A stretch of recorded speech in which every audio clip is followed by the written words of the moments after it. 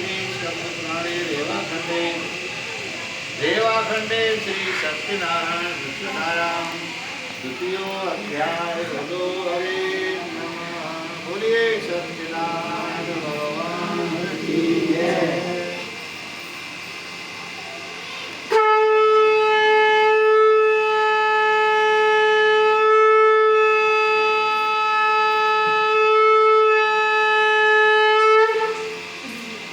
सदगुरु भगवान की जय। सूतवा सूची कहने लगे श्रेष्ठ मुनियों, अब आगे का वृत्तांत सुनिए। प्राचीन काल में एक गुरु का मुख नाम वाला गंभीर विचारवान एक राजा हुआ। वह राजा सत्यवक्ता, सत्य बोलने वाला, जितेंद्रिय, इंद्रियों को जीतने वाला, प्रतिदिन मंदिरों में जाकर गरीब लोगों को धन से संतुष्ट किया करता था, लेकिन उसके कोई संतान नहीं थी।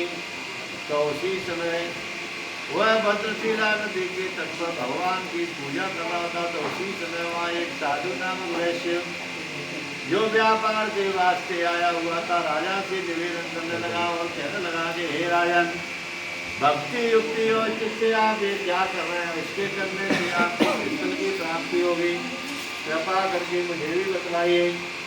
तब तो राजा कहने लगा कि हे साधु, मेरे कोई संतान नहीं है। संतान के वास्ते में सत्यनारायण भगवान की कृपा से मेरे सत्यनारायण भगवान की पूजा कर रहा हूँ। तब तो वह कहने लगा, साधु भी कहने लगा कि मेरे भी कोई संतान नहीं है। यदि इस व्रत से संतान प्राप्त होगी तो मैं भी सत्यनारायण भगवान का व्रत करूंगा। और ऐसा ही मन में संकल्पित होकर जब वह साधु अपने नगर में पहुंचा तो संतान देने वाले इस व्रत का समाचार उसे अपनी स्त्री लीलावती से कहा। तो एक दिन उसकी स्त्री लीलावती सांसारिक धर्म में तत्पर होकर सत्यनारायण भगवान की कृपा से गर्भवती होती हुई 10वें महीने में उसके एक सुंदर कन्या का जन्म हुआ। वह कन्या शुक्ल पर चंद्रमा के समान दिवसों बढ़ने लगी। जब उस कन्या का नामकरण संस्कार हुआ तो उसका नाम कलावती रखा गया। लेकिन उसने सत्यनारायण भगवान का व्रत नहीं किया और वह व्यापार करने के लिए चला गया।